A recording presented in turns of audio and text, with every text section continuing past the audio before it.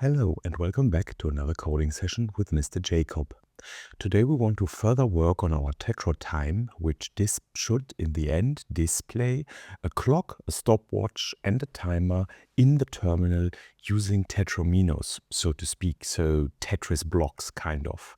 We left off in the last time when we created finally the system to render different tetromino digits here from 0 to 9 actually, as you can see flying in here. We are currently still generating them with randomized color, and we are actually not having them render out some clock or something like that. That is what we are going to do today in this session. So let's get right to it. As we are already being capable of rendering those digits now, I guess it's time to take a look on how to actually get the current time and how to render the time out as those digits. So we will need the chrono library. So let's quickly add them. First of all, let's reset our terminal because there's still a bug in the PixelLoop engine, which we are using to render this in the terminal. It will hopefully be fixed when this video is out. At least shortly after that, it should definitely be fixed. So now let's add the chrono crate, which actually is kind of the go-to package thingy here that we can actually use to represent time and do all sorts of stuff with time. Most likely we will not need all of its use flags like for example JS's or something like that. However, we don't really need to configure that as it is removed by the compiler and linker optimization in the end anyways. So let's start by actually getting the current time, or at least having something that can give us the current time in our digits format. So what we currently have here is we have digits. And a digit enumeration, as far as we are concerned for now, is simply the digit from 0 to 9. So what we need is the time represented as a vector of digits, for example, or as a slice of digits. So we need 6 digits, like 2 for the hour, 2 for the minute, and 2 for the second, representing the current time. So let's, I guess, just create a function that gives us that. So we could do something like time to digits, and time will represent it sorry, by a chrono time. So this will be the time there, and it will be a so-called local time, which, or at least we will create it with the local time. So it will be a date time of the type local. And we will return, what will we return? I guess for now, it will be completely fine to simply return a vector of digits. We will see if we need to further limit that in the end. Let's quickly import all the stuff that we need, as you can see here from chrono and our own digits. So how would we do that actually? We can actually convert a given local time from chrono using a formatting string, and that's exactly what we are going to do. So we will convert our date time local using a formatting string, and we will use %h, %m, and %s. And this in the end gives us the representation of the time as a 2-digit hour, a 24-hour actually, a 2-digit 24-hour, 2-digit 24 minutes, and 2-digit minutes and 2-digit seconds. So that's exactly what we want. However, we get some sort of intermediary representation back here, so we have to convert that into a string so that we can further work with that. Now we have the string. What we now need to do is we need to kind of process each digit separately. So I think we might want to go ahead and do something like toString characters. So we split that into characters. And actually you can, we should be able to map over those characters now. So each of the characters should now be a mapping part, and we can collect that. And now we need to somehow return inside of here the correct representation as one of our digits. I'm not sure that we really want to return a digit here. Maybe we want to return the animation, so what actually creates in the end the falling tetrominos. We will see. So how do we get from the characters to the digits? I'm not sure. Is there something like 2-digit? Or there is something like 2-digit on a character. That's perfect. And that's actually giving us an option U32. Okay. And we need a radix, of course. Yeah, that makes sense. And I guess in this case, we can simply unwrap that because we should technically be sure that only digits are coming in here from this formatting string. Okay, so now that we have that, can we actually do something like digit from and give this thing the U32 is not satisfied. We have a conversion from usize. Okay, so maybe we should simply do the following. We should simply implement from U32 for digit here. And we should simply do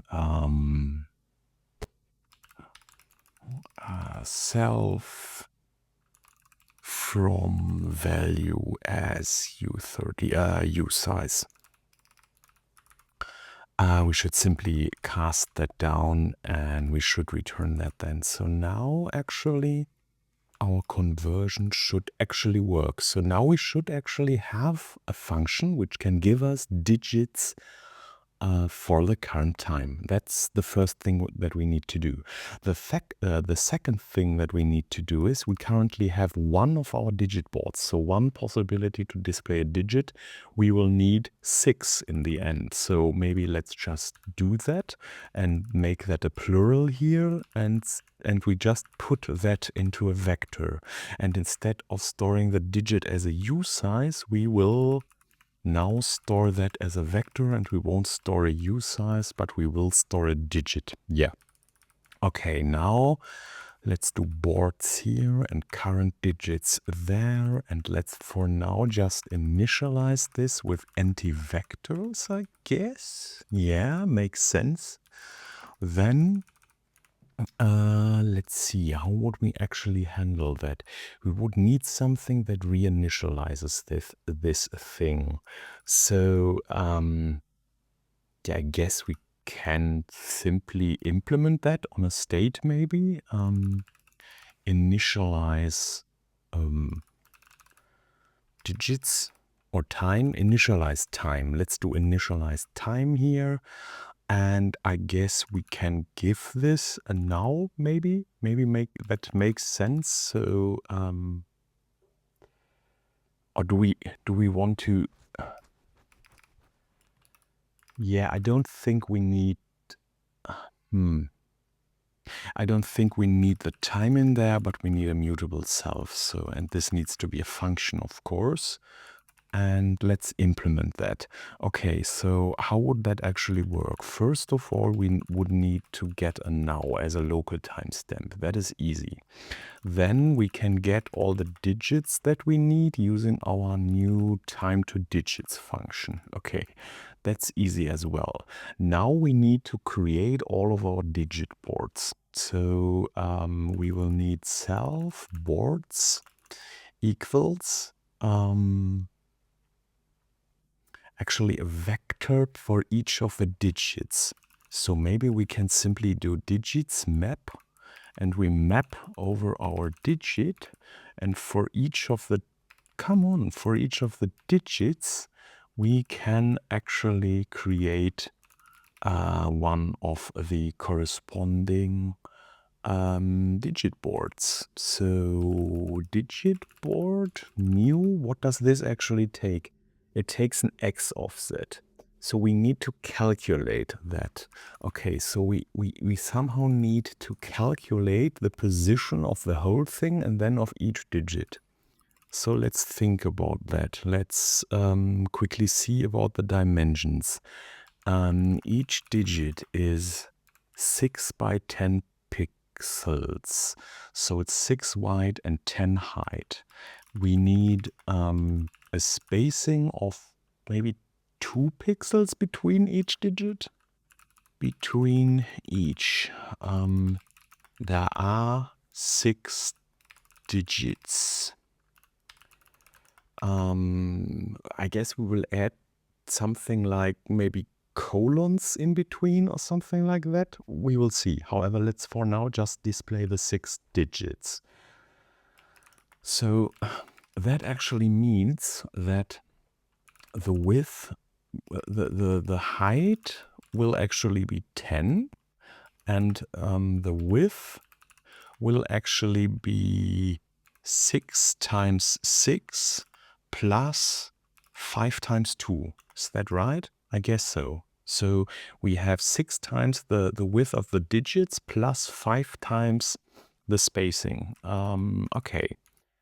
So I guess we can calculate then the X offset there for a given width and height. Maybe we should give this thing the width and height. U32 height, U32 of our rendering space, of our canvas. So we could do let X offset equal, or X start would be width plus 6 times 6 plus 5 times 2, and we would need to divide that whole thing here by 2. And then we would actually have centered our digits there. So what I now need to do is I need some sort of iterator here. So let's maybe do the enumeration on this one. No, enumerate is it, isn't it? And so we get an I and a digit here so that we know at what digit we are currently are. So now we should be able to do something like X start plus X start plus what would that be? That would actually be something like I times 8, I guess. So 6 plus 2, because we need to advance by 8 for every further digit. And it doesn't like that because expected digit. Okay, yeah, we forgot to do some sort of collection here, so to get all the digit boards. And then it is the wrong type because it expects an I64. Okay,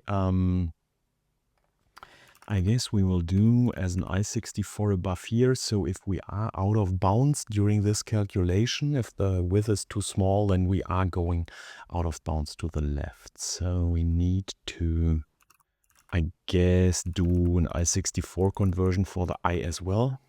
And now this should actually create our boards.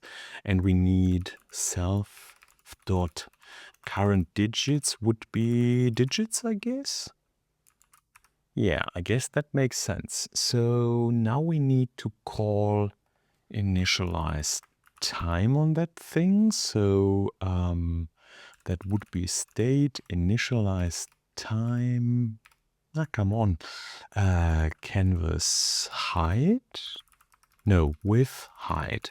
Canvas width, canvas height, and there's some leftovers from autocomplete. Okay, so now we have initialized the time. And now we can remove the code that we had for testing there to just run through our digits.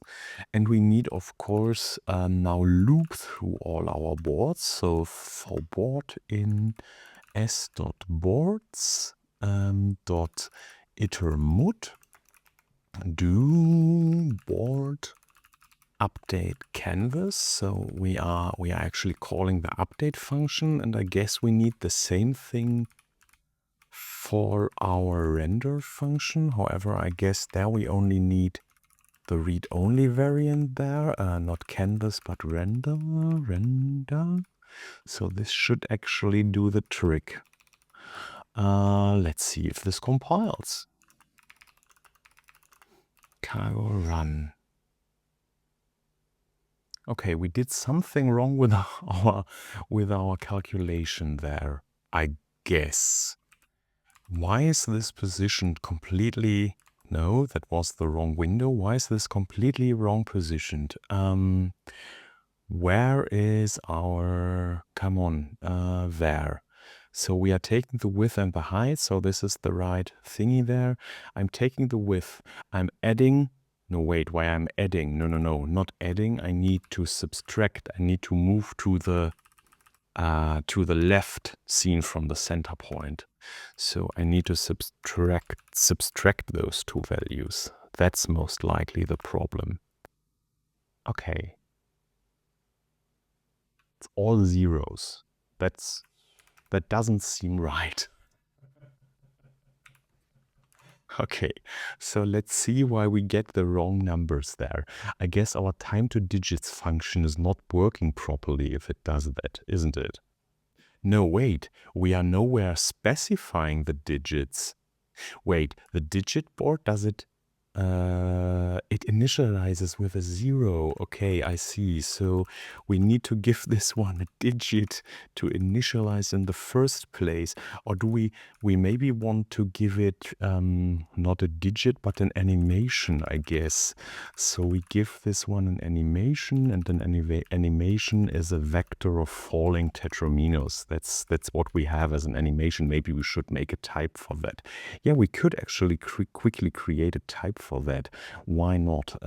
So let's quickly do something like, where do we have? We have here the struct. So let's say type animation is, how do we actually do that? How do we create a type alias in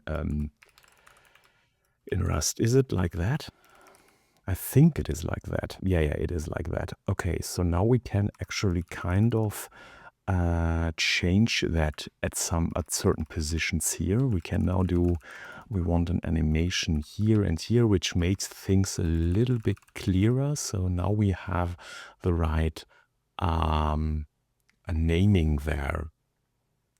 Okay, so where is actually the going back to our code? So we are now taking actually in an animation here when we are creating. Oh, I did not make that type public, did I? Yes. Okay. So now we are actually importing this animation type, and now we are taking in an X offset and an animation. So let's go back here and let's put in the animation, the digit here, digit into, because it should be convertible into. And that's a problem. Why? The tray bound back falling tetramino from digit is not satisfied. Oh. Yeah, we kind of need to dereference that, don't we? The problem is that we are iterating the digits because we are storing them later on. So I can't do that.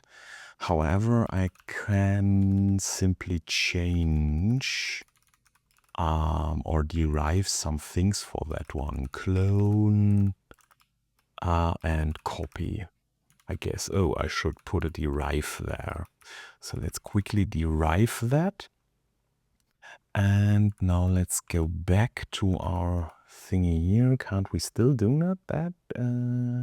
Yeah, exactly. And then I should be able to do into. Okay, it's still not working. Type annotation needed. Try using a fully qualified sparse to specify the following. Why? Why should this be a problem? Okay, wait a second. It is actually telling me that it can't. If I Wait, do I even need that? Can't I say do something like cloned here? I can clone I should be able to actually do something like cloned at this point, so that I actually get an already cloned digit. And I'm even not even sure, do I need this into then? Or can I just leave it out? Okay, I need the into because it needs to still convert the types. Okay, so now this actually should work. And we should actually have a digit board for every digit. So yeah, let's see now. Do we now have a time? We don't. We still don't. Okay, what did I do wrong there? I'm still missing something. Didn't I just wait? No. Board digit board. There we are. So this is an animation now, which is essentially the same. However, let's do that. And yeah, I'm still not setting the animation here. Now I'm setting the animation. Okay. We still had that 0 hard-coded in there. And now there should be perfect. It is 1 o'clock at night on a Saturday today. So we have 1 o'clock, 9 minutes and 7 seconds. Okay, so now if you run this again, we have 1 o'clock, 9 minutes and 18 seconds. We definitely need some colons in between those. Yeah, I see that. And we definitely need to fix up the color scheme. However, we actually have now something that can display the time. No, that's the browser. That's not where I wanted to go. So let's see how can we actually make this properly display time like we wanted to display the time updates. So I guess in order to do that, we need something that updates time every now and then. So each update cycle, we could actually do after we updated the board, maybe just at the end of the update cycle, we are first processing all the falling thingies there, and then we are updating time. Maybe that's the right position. So what do we need to do here? Actually, we need to definitely get the current time. So let's get our time here, and then let's do something like update time and give it a null, maybe. And let's implement that on the state, because the state needs a function to update all of its digit boards there. So update time needs a mutable self-reference, and it needs a now, yes. And what would we actually do in there? I guess what we want to do there is we need to for board in self dot boards iter mut. We would want to actually go ahead and iterate over those and do set digit. Yes, set digit. So this implies that we actually already have the digits. So let's do time to digits here as well. And then we need, of course, an enumerate here as well, because we need to know in which position we are actually currently setting the time. And then we should be capable of just doing, maybe just doing that. Maybe. Let's see what happens then. Okay, nothing anymore. Why is nothing happening now? Oh, because we are... Yeah, that makes sense. We are updating too fast. We are actually doing this every update cycle, not every second when the time changes. So actually we are changing the digits faster than they can be created and fall down the screen. That actually kind of makes sense. So yeah, so our state needs something like last update time or something like that, and we could store a date time local here. And now we would say last update time could be local now just for initialization. We don't really care about that. So what we now would need to have here is a condition checking if now dot signed duration since s dot last update time is bigger than duration, I don't know, seconds. What would be a good update, the update time interval? Let's for now do just one second. I guess that might be fine. Okay, so now we need to import duration from chrono, of course, so that we can do this calculation. Then we put that in there and we do s dot last update time equals now. So let me just update that. And yeah, maybe that will already do what we wanted to. Let's see. Okay, yeah, I guess it's a little bit fast. So maybe something like 5 seconds. We need to give it time to actually manifest on the screen. So let's see. Okay, so actually this looks kind of good now. However, it's actually updating all of those things there. That's not how I actually wanted that. So I guess what we need is we need to only update the digits that actually changed. So aren't we storing? Yeah, we are storing current digits. So, oh, we forgot that actually here. So we need to update the current digits here. And we actually only want to, no, not here, sorry, after the loop. And we only want to actually set the digit here. If self.current digits I is not the same as digits I. So only if it is a different digit that we want to display there, it should actually be updated. Otherwise, we leave it like it is. Yeah, okay. So let's see if we can actually run this now. And what happens now? Okay, now it should only update this last thingy here. Okay, nice. And now it should update those two. Oh, actually 3, because the minute changed as well. Okay, we definitely need to add colons here, and we definitely need to do something about this color screen. It's atrocious to doing this randomly. However, ladies and gentlemen, we have a working Tetromino clock in our terminal. That's actually quite a nice achievement.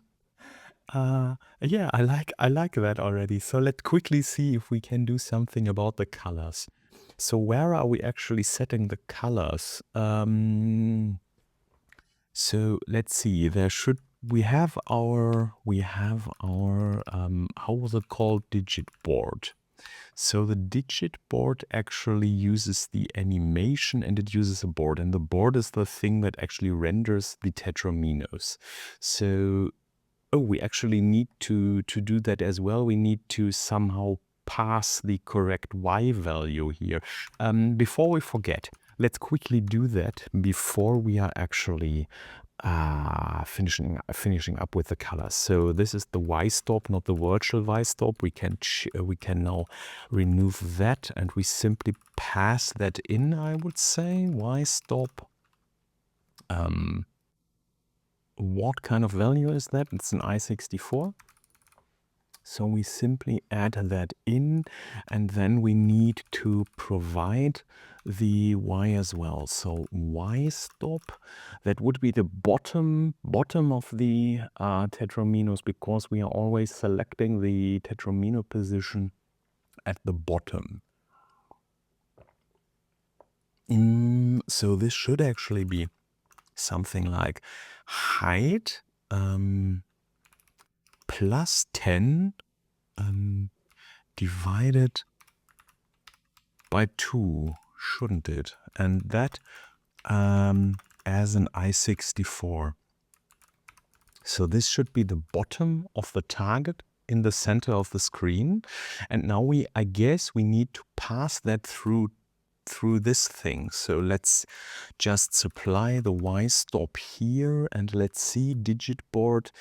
The digit board constructor can here now take the Y stop as an I64, and it simply passes it through to the board. So does this still compile? Let's see.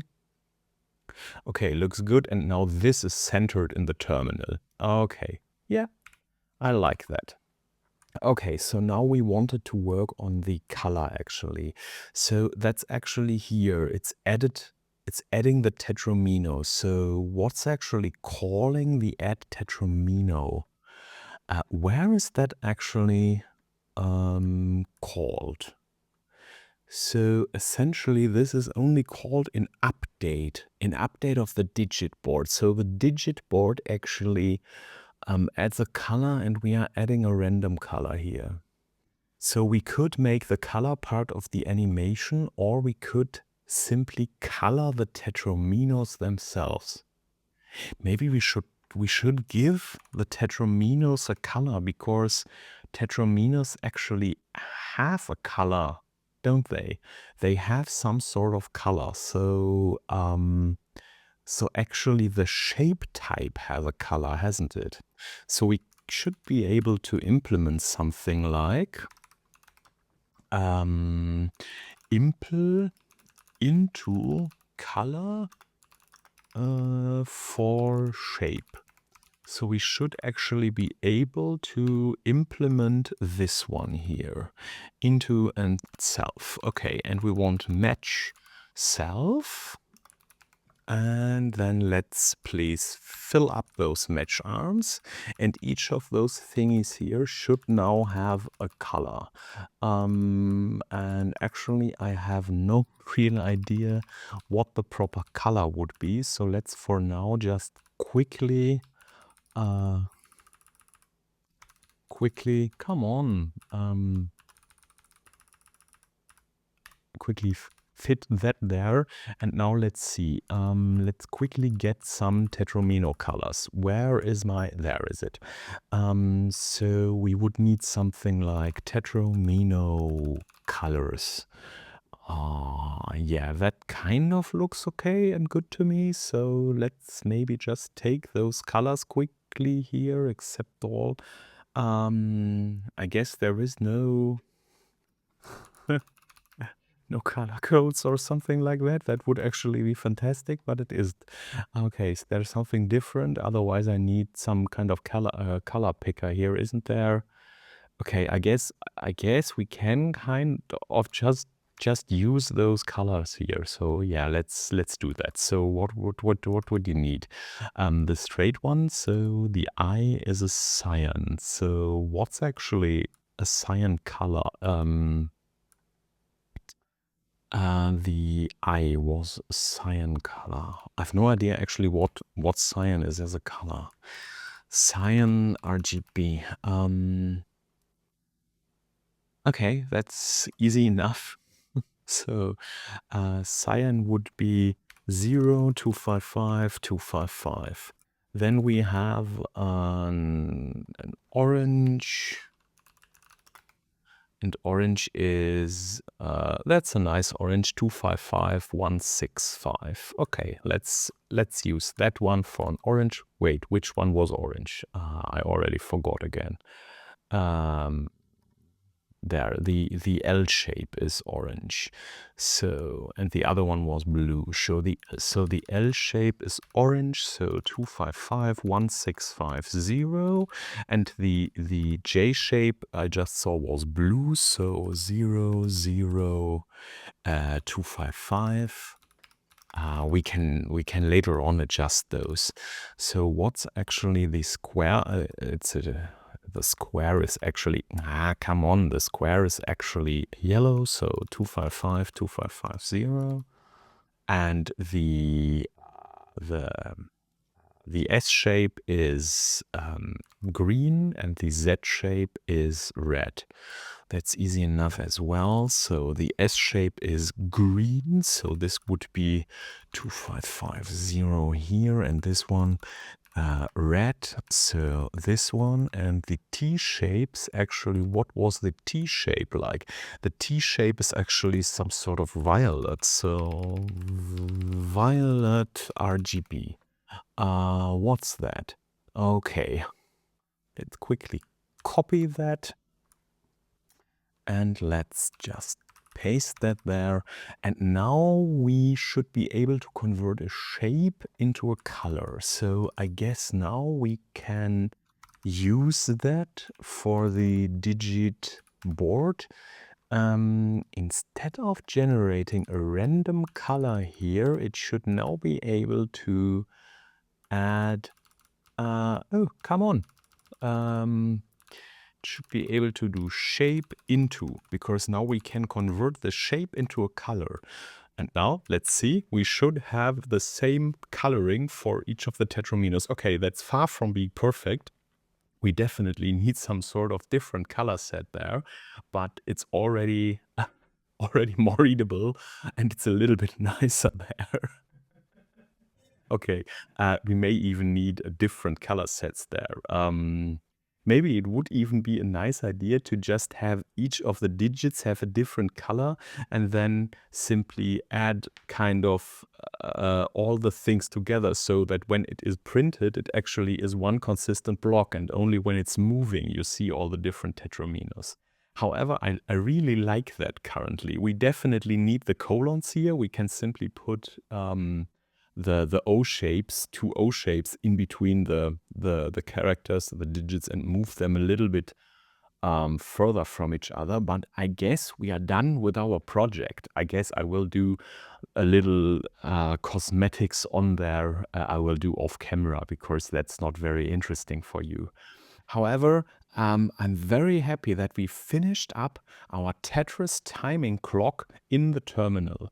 And if you are interested in what actually got out of it and what I did concerning the color scheme and the visuals of this thing, please check out the repository, which is linked down in the description. There you will find the current source code of this thing, which will incorporate then a little bit of finesse and tweaking there with regards to the visuals, and you can easily compile and install that there yourself and use it if you need something like that or if you want something like that. So I hope you had fun watching me do this thing and thinking along while we created this thing, and I hope you learned something and you will join me in the next one. So see you then. Bye.